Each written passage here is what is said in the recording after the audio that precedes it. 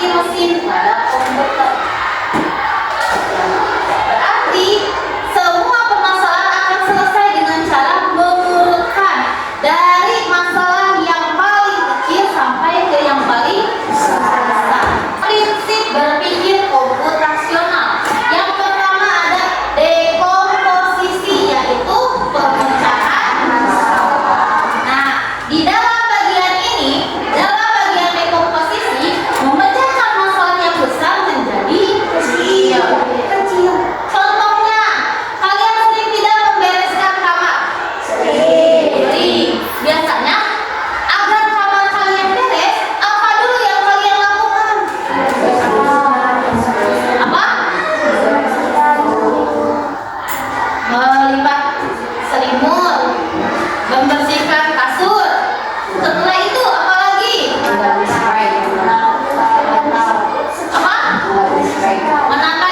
Menata spray. Ya, tuh. Terus apa lagi? Biar kamarnya rapi. Disapu, kamarnya disapu. Terus gimana lagi? Dipel bisa.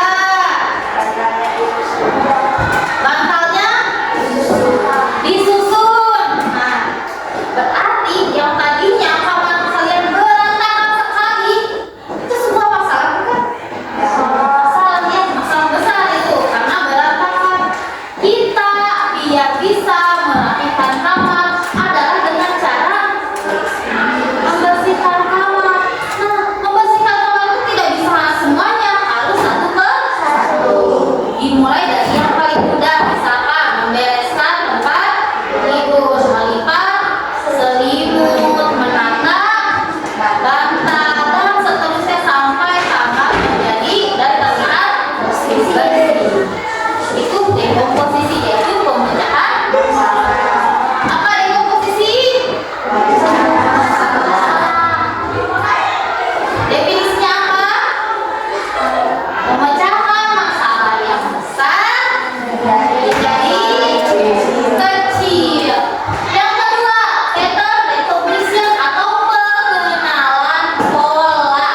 Nah, di bagian ini, di bagian prinsip berpikir komputasional yang pengenalan pola, kita akan mencari kesamaan pola dalam sebuah masalah.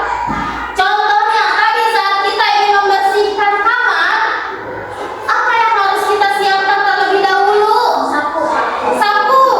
Terus apa lagi? Pel. Spray. Berarti dari ketiga ini disebut apa ya? Alat kebersihan. Alat kebersihan. Berarti saat kita akan membereskan kamar, yang pertama kita siapkan adalah alatnya. Alat yang dapat membersihkan kamar. Apa saja? Sapu, pengoceng, tempelan, banyak dan lain sebagainya.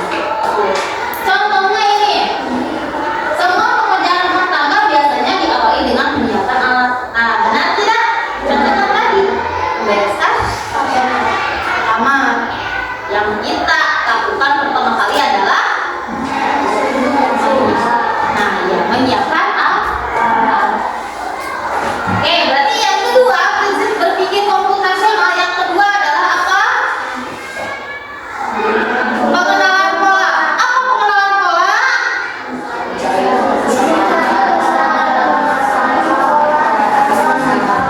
Mencari kesamaan. Ini nih kata kuncinya. Mencari kesamaan.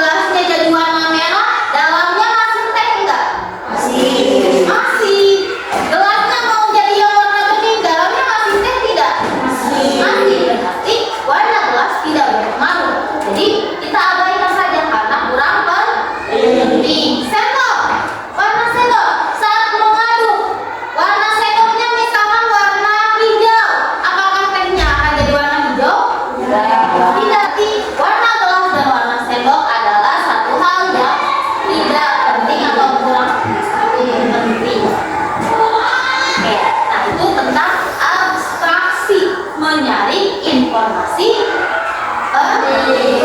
Apa itu abstraksi?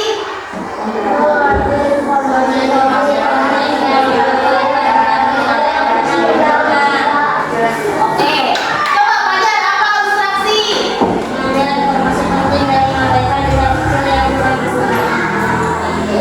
Itulah abstraksi. Mengambil informasi penting dan mengabaikan detail kecil yang kurang yaitu berarti kuncinya ada di mana? Nih, mengambil informasi penting dan mengabaikan informasi yang kurang penting.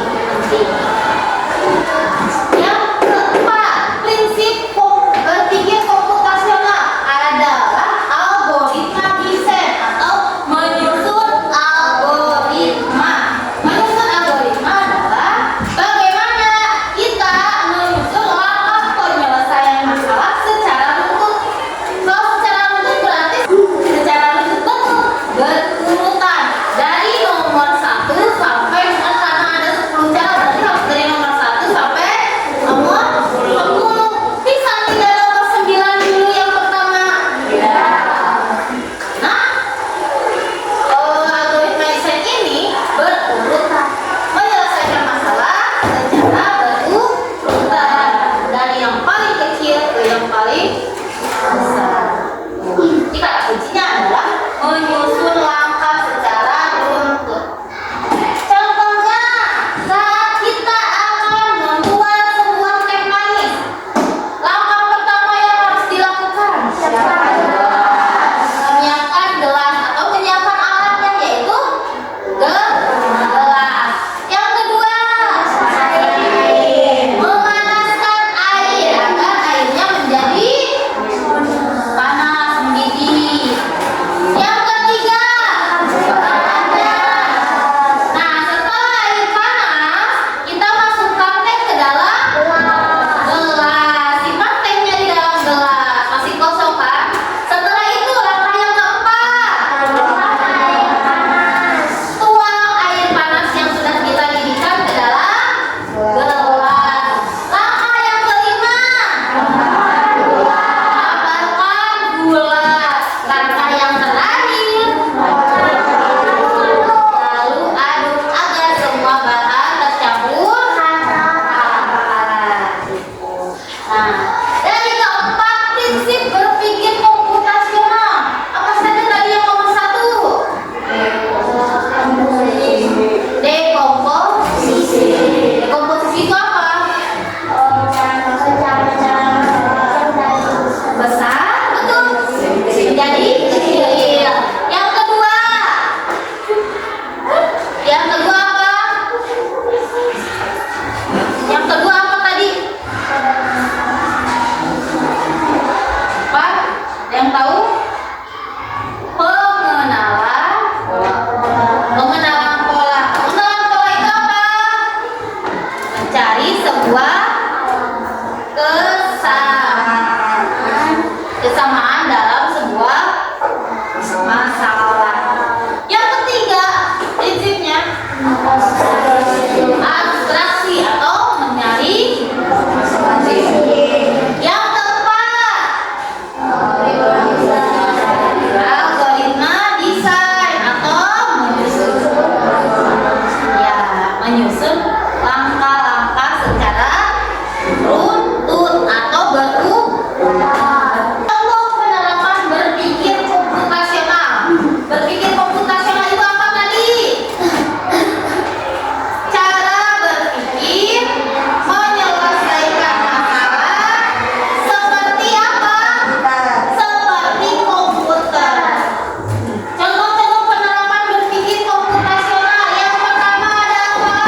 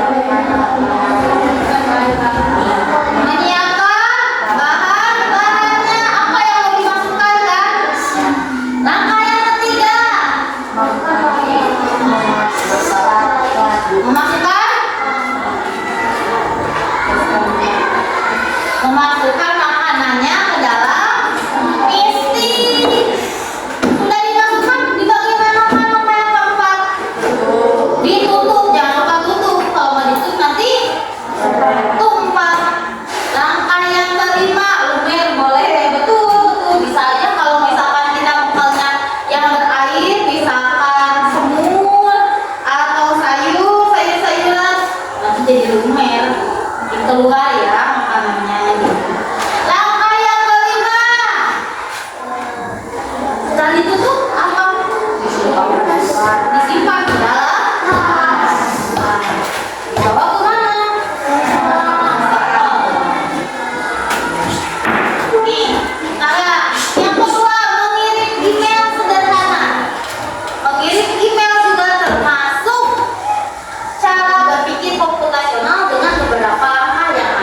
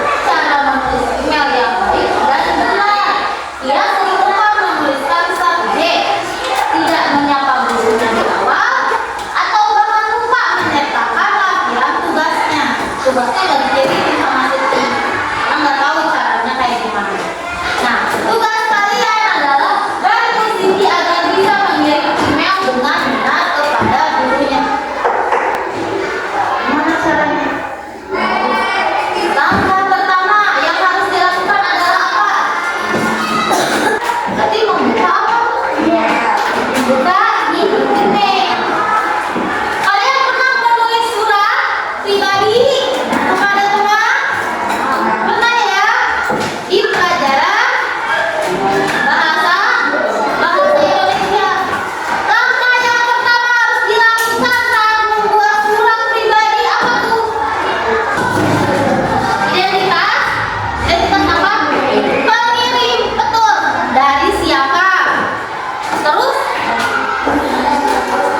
di identitas penerima, untuk siapa dikirimkannya.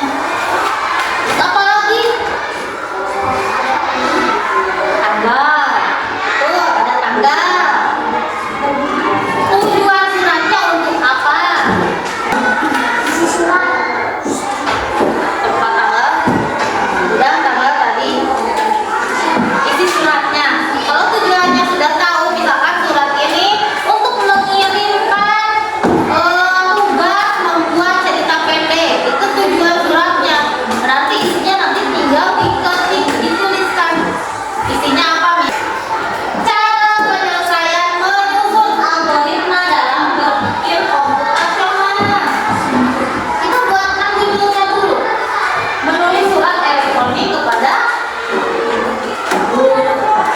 decomposition. Apa tadi decomposition? Pemecahan masalah. Apa saja bagian penting dalam email? Tadi sudah disebutkan apa? Ada salam, ada isi, ada identitas, tanggal, sarang penulis. Itu bagian-bagian penting di dalam email atau surat elektronik. Kemudian mencari pola. Biasanya polanya itu mengirim surat seperti apa? Akan sama dengan mengirim surat elektronik. Mengirim surat biasa akan sama dengan mengirim surat elektronik. Yang pertama kita tuliskan salam. Kemudian isinya. Setelah isinya penutup. Itu tiga bagian penting, polanya pasti akan seperti itu. Ada salam pembuka, kemudian isi tentang suratnya apa, dan penutupnya bagaimana. Abstraksi atau menyaring informasi, fokus ke isi pesan yang penting. Tidak perlu kalian hias-hias yang bagus, tidak perlu. Karena yang penting adalah isi surat email itu terbaca dan dinilai oleh guru sisi. Oleh guru sisi apa? Nah, ini menyesuaikannya. Yang pertama, langkahnya apa saja? Buka aplikasi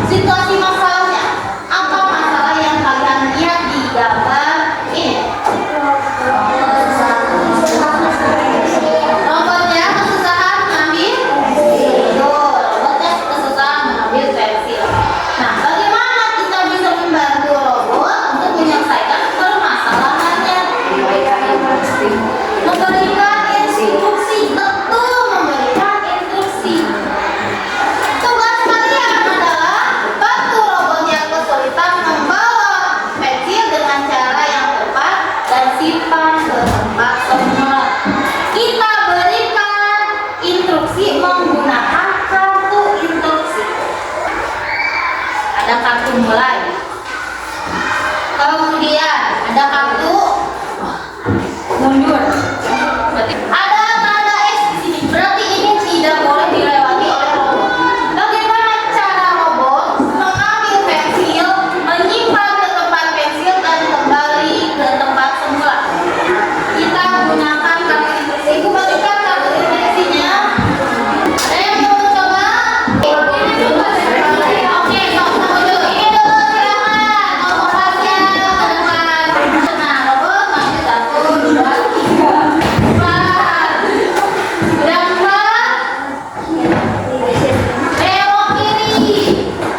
Maju 3 langkah. 1, 2, 3. Kiri, pakai tombol belok kiri.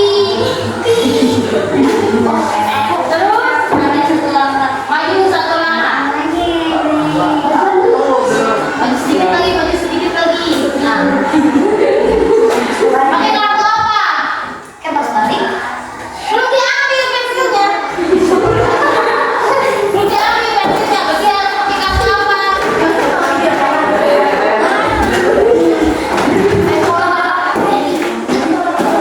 Pijit, pijit, pen. Kartu apa itu? Kartu pijit. Oke, udah gitu. Maju 3 langkah. 3 langkah. Maju 2 langkah. Baru 1, 2, 1 lagi. Oke. Habis itu belok kanan. Belok kanan. Belok kanan kemana Mas ya? Oke. Terus letakkan. Berarti di situ tempat pensilnya. Oke, belok kanan. Belum selesai, kamu pulangnya harus pakai instruksi lagi. Kan tadi saya udah gini. Nah ini biar bisa balik lagi gimana? Belok kiri. Belok kiri. Maju 1 langkah. Maju 1 langkah. Belum belok, belum belok. Masih ke sana. Belok kiri. Belok kiri. 1, 2, 3, 4. Oke. Tiba di tempat sawah. Kasih tepuk tangan.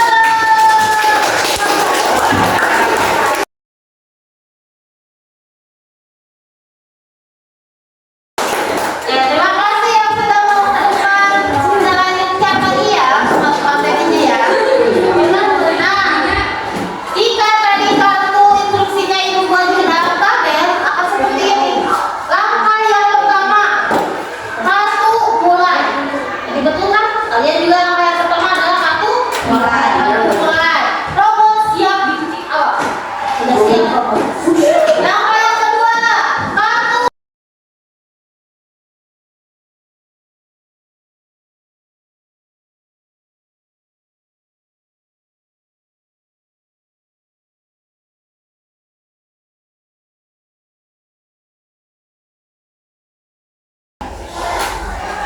mari kita diskusi. Kalian akan mendiskusikan permasalahan-permasalahan atau contoh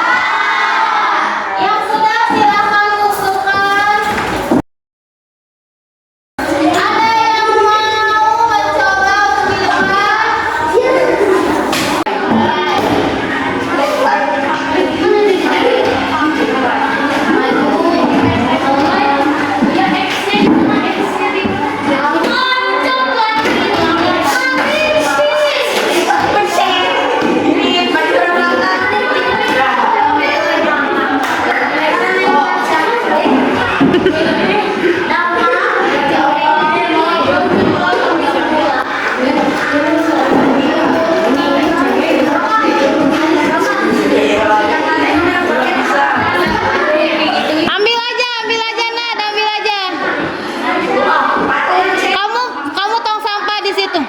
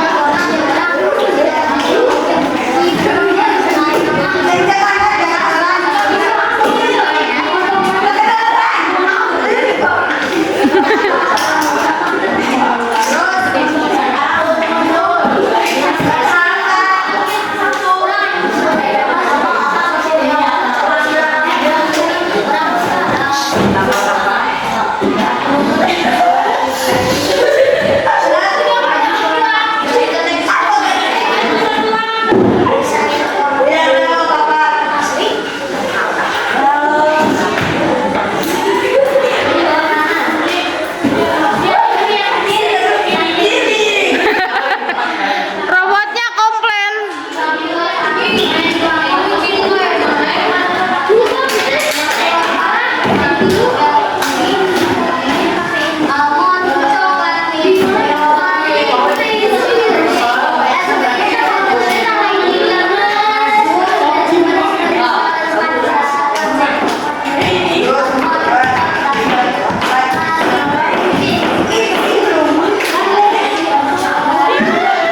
Belok dulu, belok kanan.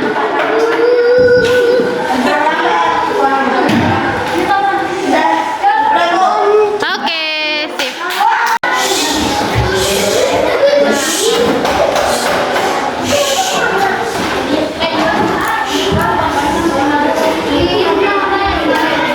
Belok kiri.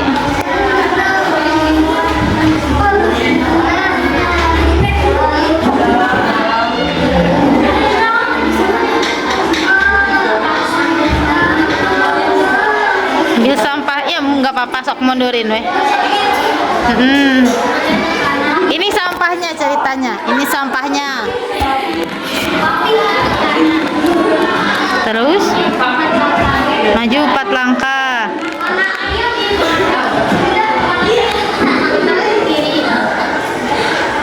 Putar ke kiri, berarti ke sini. Terus maju 2 langkah.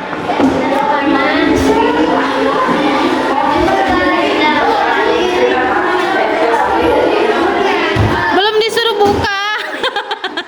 Ya nggak apa-apa, nggak apa-apa. Iya. Terus udah biarin aja, biarin.